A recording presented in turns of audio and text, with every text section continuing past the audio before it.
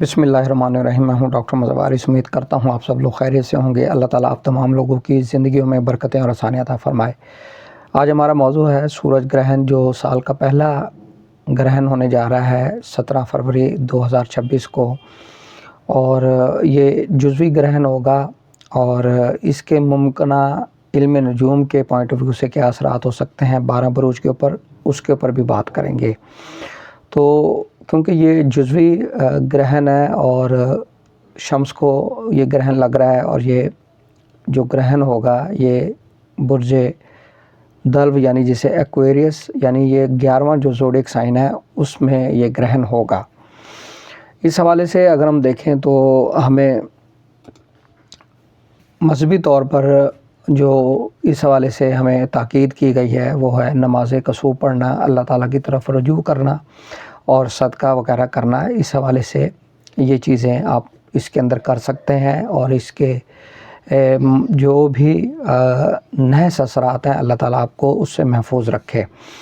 اب ہم بات کریں تو یہ پاکستان کے اندر دکھائی نہیں دے گا، اور یہ جزوی گرہن ہوگا، اور اس کا جو ٹائم ہے یہ 2:56 کے اوپر یہ دوپہر کو یہ اس کا آغاز ہوگا، اور 5:12 پر یہ مکمل ہوگا شام کو، اور یہ 7:27 پر یہ ختم ہو جائے گا۔ تو اس کے کیا ممکنہ اثرات ہو سکتے ہیں اس کے اوپر بات کرتے ہیں۔ تو سب سے پہلے اگر ہم دیکھیں جو ہمارا برج ہے، برج عقرب، جس کو انگلش میں ایریز کہتے ہیں، فرسٹ زوڈیک سائن ہے، ان کے لیے اگر ہم بات کریں سماجی حلقے، دوستوں، مستقبل کے منصوبوں کے حوالے پر ان کے یہ چیزیں افیکٹ ہو سکتی ہیں۔ نئے تعلقات، پرانے دوستوں سے ان کے فاصلے، کسی بڑے مقصد کی طرف ذہنی تبدیلی، اور ان کے لیے مشورہ یہ ہے کہ جلد بازی میں یہ کوئی بھی فیصلہ مت کریں۔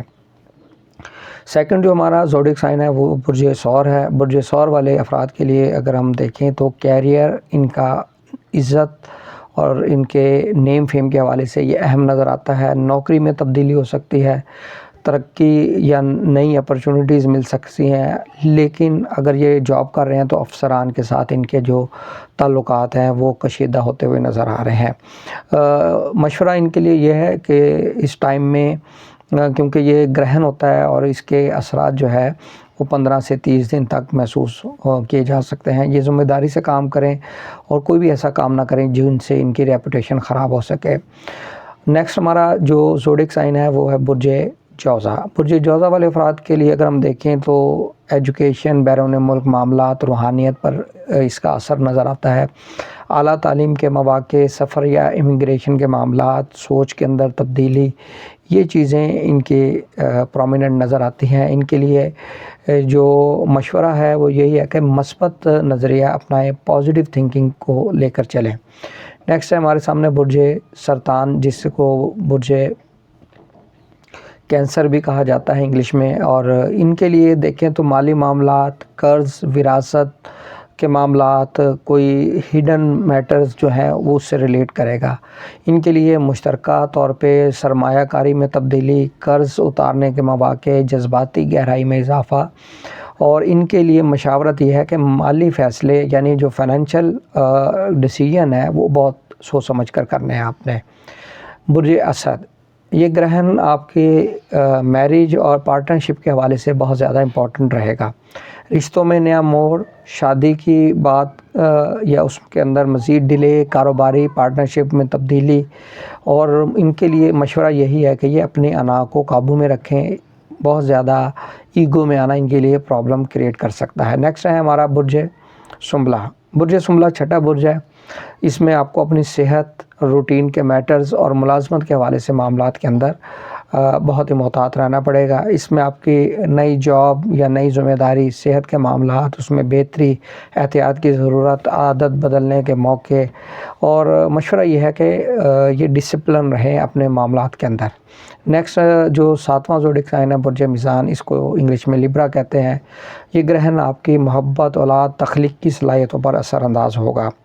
محبت میں نیا آغاز ہو سکتا ہے، اولاد کے حوالے سے آپ کے لیے اچھی پازیٹیو چیزیں، میڈیا سے ریلیٹڈ آپ کو فائدہ ہو سکتا ہے، اور بہت ہی چیزیں اس کے اندر آپ کے لیے پازیٹیو نظر آتی ہیں، لیکن اس میں آپ نے جو فیصلے کرنے ہیں وہ اپنے سوچ اور اپنے ذہن کے مطابق فیصلے کرنے ہیں۔ نیکسٹ ہمارا برج ہے برج اقرب۔ برج اقرب والے افراد کے لیے دیکھیں تو ان کے گھر، جائیداد اور خاندانی معاملات کے لیے بہت امپورٹنٹ رہے گا۔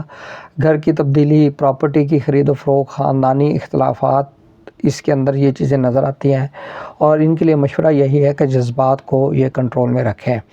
برج قوس یہ 9واں برج ہے جس کو انگلش میں سیگیٹیریس کہتے ہیں۔ یہ گرہن آپ کے لیے مواصلات، بہن بھائی، قریبی سفر پر اثر ڈالے گا۔ اہم خبریں مل سکتی ہیں، چھوٹا کاروبار شروع کرنا اچھا رہے گا، ذہنی دباؤ کا شکار ہو سکتے ہیں۔ الفاظ کا چناؤ جو ہے یہ ان کے لیے بہت اہم ہوگا، اپنا الفاظ کا چناؤ یہ بہتر طریقے سے کریں۔ برج جدی، یہ وقت آپ کے مالی استحکام اور آمدن سے ریلیٹ کرے گا۔ آمدن کا نئے ذرائع، خرچ میں اضافہ، خود اعتماد میں تبدیلی۔ مشورہ یہ ہے کہ اپنے جو فنانس ہے، اپنے بجٹ ہے، اس کو آپ نے دیکھنا ہے، اس کے اوپر آپ نے قابو پانا ہے۔ نیکسٹ 11واں برج برج دلو جس کو ایکویریس کہتے ہیں انگلش میں۔ گرہن آپ کے اپنے برج میں لگ رہا ہے، اس کے اثرات آپ کو زیادہ محسوس ہو سکتے ہیں۔ شخصیت کے اندر تبدیلی، ڈپریشن، زندگی کے معاملات میں نئے مراحل، نئی چیزوں سے واسطہ پڑنا، پرانی چیزوں کا ختم ہونا، نئی شروعات ہونا، اور آپ کا ذہن پینک ہوگا تو کوشش کریں خوف کو چھوڑ کر لائف کو آگے لے کے چلیں، زندگی چلتے رہنے کا نام ہے۔